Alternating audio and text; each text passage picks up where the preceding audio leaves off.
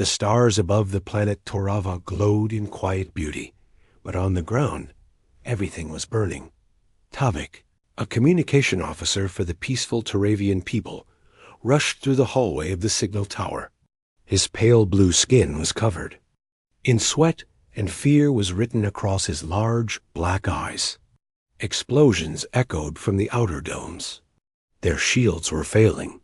"We have to send it now," he shouted, sliding into the control room. The High Commander, elder and wise, looked out the window as another blast lit the horizon. "Do it," he whispered. "Send the cry." Tavik opened the emergency frequency. It was a universal call, used only in times of complete hopelessness. He typed in the message. "This is Tarava.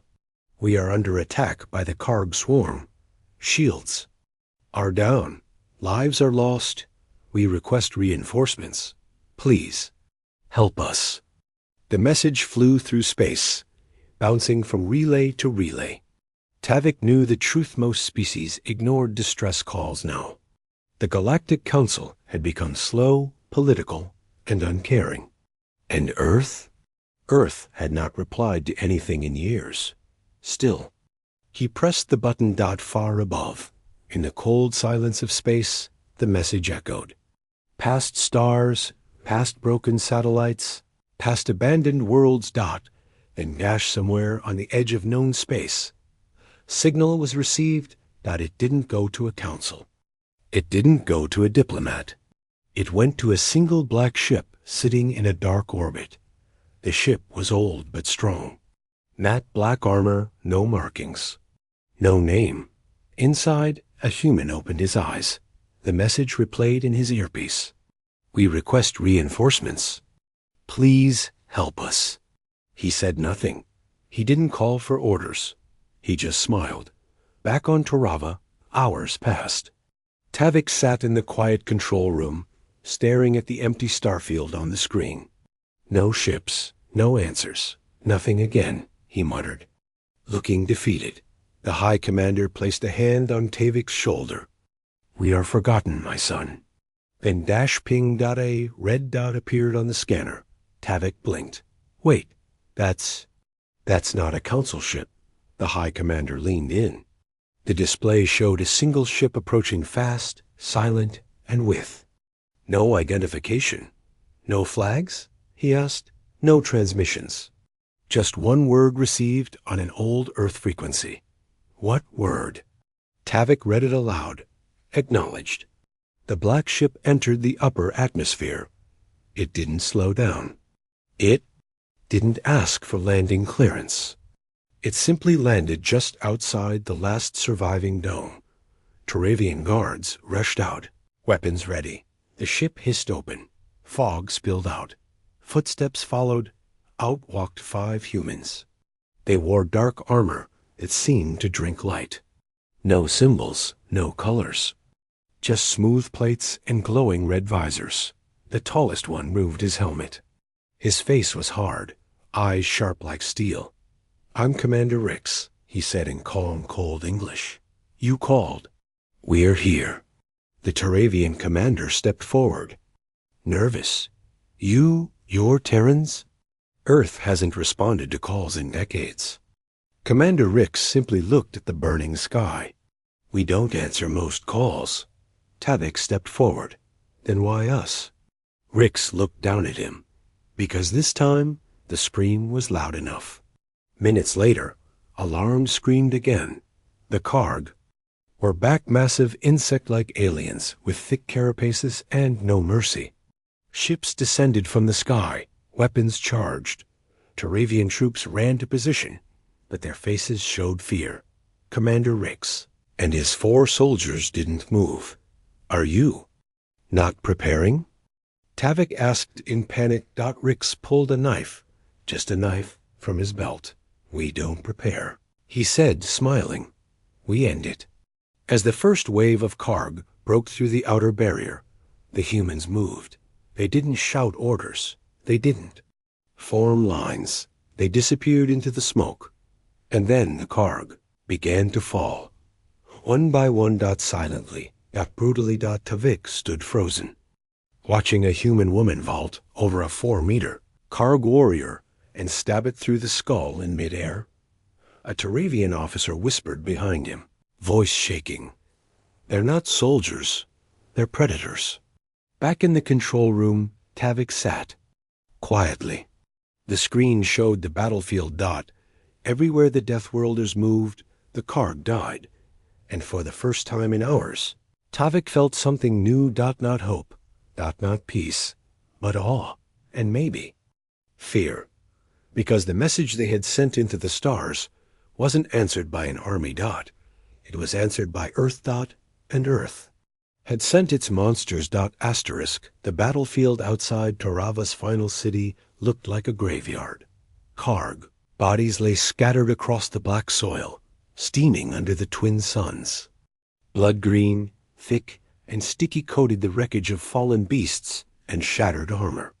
The Turavians had expected a slow retreat, more death, and maybe the end of their people.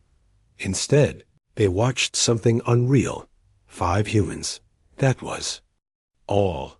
5 Terrans had turned the tide of a war that had lasted weeks. Tavik stood at the top of the city's wall, his hands gripping the cold rail tightly. He had never seen anything like this in his entire life. "These aren't warriors," he muttered to himself. "They fight like they've done this since birth." Behind him, the High Commander stepped forward. "They are Deathworlders, Tavik, from a world built to kill." On the field below, Commander Rix moved without effort. A Karg brute lunged at him, 3 times his size, armored in plates like a living tank. Rix didn't dodge. He stepped into the attack, and with one precise motion, he drove his blade under. The beast's chin and twisted. The creature collapsed, twitching. Rix didn't celebrate. He didn't pause. He moved to the next one. Nearby, the smallest human, a woman called Lex, took out 2 enemies in seconds. She didn't use bullets, just pressure mines and her fists. She leaped over a fallen wall and drove her boot into a Karg's chest, cracking its armor with a crunch that echoed. Turavian soldiers watched from cover, stunned. One whispered, "She's laughing." Another answered, "Is she enjoying this?" Back in the command tower, Tavik activated the scanners. He zoomed in on the humans, trying to study how they moved. "They don't follow standard formations," he said. "No support, no cover, just flow." A younger officer nearby looked confused. "That's not strategy. That's madness." The High Commander shook his head slowly. "No, that's instinct. Their kind evolved with danger in every breath. They didn't build their world. They survived it." Hours passed. The Karg fell back to regroup. For the first time since the invasion began, the sky was quiet. The Turavians came out from their bunkers, carefully walking through the wreckage. Medics tended to their wounded, but there weren't many. Not today. The humans stood in a loose circle near the front gate. They weren't resting. They weren't talking. They were sharpening their weapons. Tavik approached them, nervous. "Excuse me," he said softly, voice shaking. I don't understand. Why are there only 5 of you?" Rix looked up. That's all that was needed. But the Karg, they had ships, tanks, a command fleet. Rix pointed toward the sky, where black smoke still curled upward. Not anymore. The Turavians had expected help from the Council. 1,000 drones, maybe a fleet with shields and rules. Instead, Earth had sent 5 Deathworlders with no flags.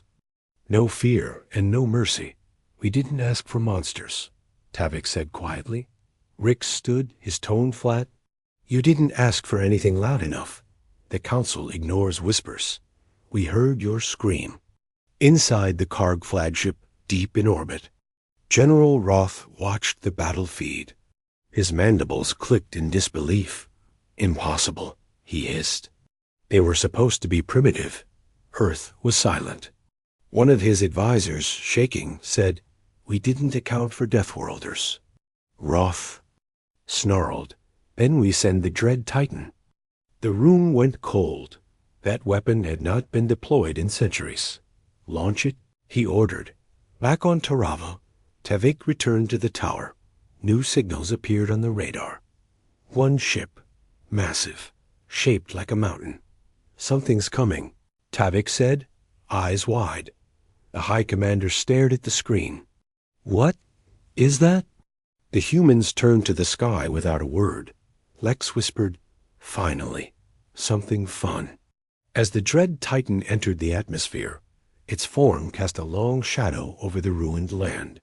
Towering, armored in ancient alloy, it was a machine built to crush cities and erase civilizations.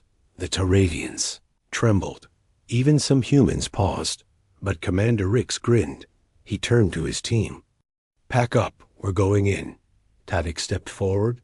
Wait, you can't be serious. That thing destroyed 3 planets during the last war. Rix glanced at him. Good? Good? Good? Tavik gasped. Rix placed his helmet back on and replied, because we haven't been serious yet. The dread Titan stood in the valley like a god of war. It didn't walk, it crushed everything beneath its heavy metal feet. Old world tech powered it, fused with living tissue, breathing fire and plasma from its core. It was over 60 meters. Tall, covered in indestructible armor, armed with weapons that once ended empires. Even the wind seemed to go quiet. The Taravians stared from the city walls. Tavik couldn't speak. The High Commander gripped the rail until his knuckles turned pale. One whispered, no one survives a Titan... On the field, Commander Rix gave no orders. He simply looked up and nodded. The team split up. They didn't.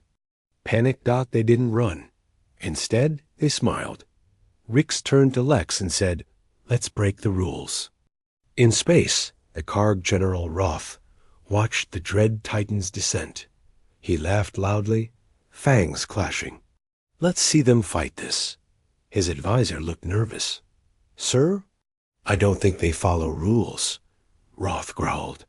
What does that mean? They didn't ask for a battlefield. They made one. Back on Tarava, the humans were already inside the valley, moving fast. Rix raised one hand, and the group vanished behind rocks, into the wreckage, under shadows. Tavik, watching through the scanners, said aloud, they're not fighting it head on. They're disappearing. The High Commander's voice was quiet. They're hunting it. The dread Titan let out a roar. It fired plasma beams across the valley, burning trees, melting metal. The ground shook as it slammed a spiked fist into the mountainside. Nothing. No return fire.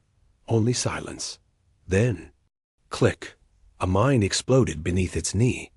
Another click. A second blast from behind. The Titan stumbled. Just a little, but enough. And then the attacks began. Lex dropped from a tree onto its shoulder, planted something, and jumped off mid-air. Boom.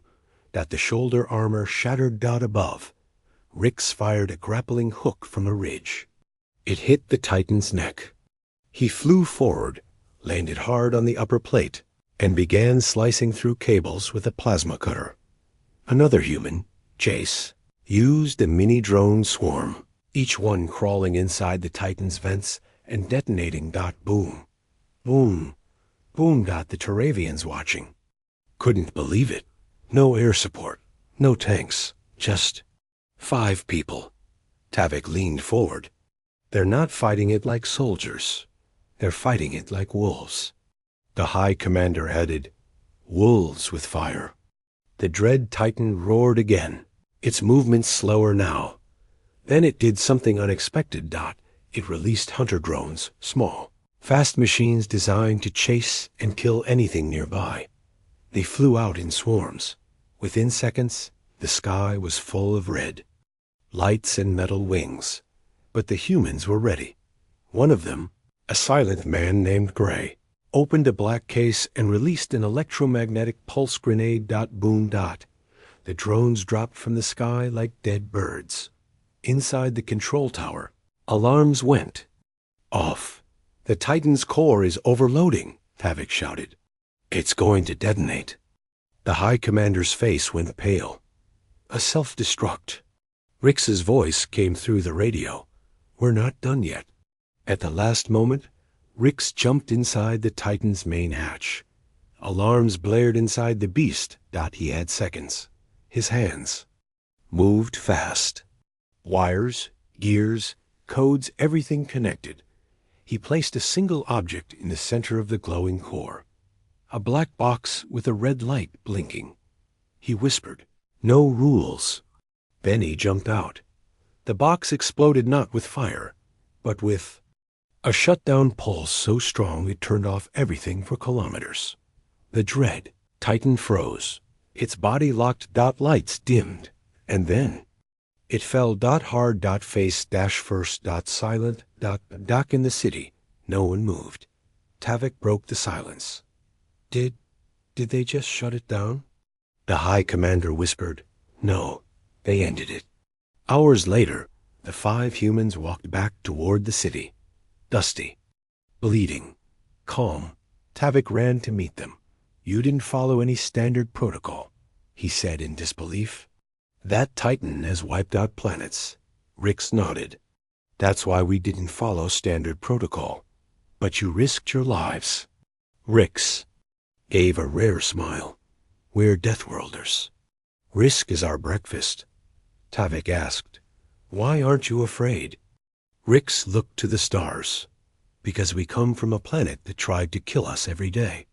Poison air, quakes, beasts, storms. The only thing Earth taught us, he paused, is how to survive anything. The battlefield was quiet. The dread, Titan the weapon feared across galaxies lay motionless.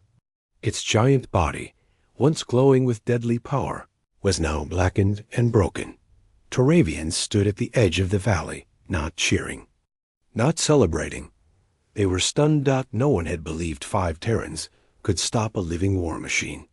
Yet there it was, shattered like a fallen statue, and the Deathworlders were already walking back into the shadows. Commander Rix stood at the Titan's chest, staring down at the flickering lights deep in its core. His armor was cracked. His arm was bleeding. But his eyes held no fear. He wasn't just a soldier.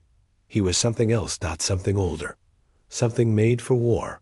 Behind him, Lex stepped over a pile of twisted drone metal and looked at the giant's corpse. Still think it was a god? Rix didn't answer. He simply reached down and pulled a chunk of molten armor from the wreckage. A trophy above them. Tavik watched from the city wall. His voice trembled as he spoke. They don't stop, not even now. The High Commander nodded. Because they are not finished. Not with the enemy. Not with us. Tavik looked confused. Us? Watch, the old leader said. From the north, new ships began to land. Karg. Not council vessels. Unmarked. Sleek. Silent. More. Deathworlders. Not armies. Just a few more ships. Each one carrying a handful of humans dressed in different types of armor. Some carried hammers. Others, energy bows. Some wore no armor at all. They walked like ghosts. No words. No greetings. Only presence. Tavik's throat dried. More of them? The High Commander's voice was low. Earth doesn't send armies. It sends nightmares. One at a time. Inside the ruined Karg base, the enemy generals screamed in panic. Titan is down. The humans have reinforcements. General Roth bared his teeth. They are not reinforcements. They are something else. They don't act like soldiers. One Karg technician shook. We tried to destroy them. But I think we only summoned them. Back on the ground, Rix looked at the approaching Terrans. One of them, a woman with silver eyes and clawed gloves, nodded at him. He didn't nod back. Lex raised an eyebrow. They're not with us? No, Rix replied. They're worse. In the city's meeting hall, Tavik and the Turavian leadership gathered with the humans. Rix stood silently, while the High Commander addressed him. "We are in your debt," the old leader said. "We expected help. What we received was overwhelming." Rix crossed his arms. "You asked for reinforcements. We're not that. Then what are you?" He answered without blinking. "We're what comes when the galaxy ignores your scream." Later that night, Turavian medics tried to assist the wounded humans. One soldier Gray refused aid. His arm was broken, skin burned, and yet he wrapped it himself and returned to watch duty. Tavik approached him. "Why won't you let us?" "Help?" Gray finally spoke his voice, quiet and deep. "Because if I feel pain, it means I'm alive." Tavik didn't understand. Gray looked toward the stars. "On Earth, pain is the first lesson. Fear is the second. And the third." He paused. "There is no third. If you survive both, you're ready." Suddenly, alarms blared. The skies lit up again. But this time, the Karg were not returning to fight. They were retreating, fleeing in massive numbers, leaving entire bases behind. "They're running," Tavik said. Lex smirked. "Smart insects. But why?" Another Turavian asked. The answer came quickly. A transmission was broadcast across every frequency. It wasn't from the Karg. It wasn't from the Council. It was from Earth. Just one line. The scream was heard. "The monsters have answered. Let it be known when Deathworlders walk. Tyrants run." In the silence that followed, the Turavians looked at the humans with new eyes. Not just as saviors, but as something ancient, something terrifying, something necessary. Rix stood tall, looking across the alien stars, and whispered, "You called for soldiers. What you got was us." The Turavian homeworld no longer echoed with screams. Instead, silence fell across the burned fields, broken towers, and shattered forests. The Karg were gone, retreated in panic, leaving behind their dead, their machines, and their pride. But the silence didn't bring comfort. It brought awe. Because now the galaxy knew who had answered the call. Not diplomats, not rescue fleets, but Deathworlders. In the central command hall, Turavian leaders gathered around a glowing table. The humans stood quietly in the corner, their armor still dirty with battle, their eyes always watching. Tavik tapped the console. "We're receiving transmissions. Everywhere." The High Commander leaned closer. "From who?" "Other systems? Other worlds, all asking the same thing." He paused. "Who are they?" Commander Rix stepped forward.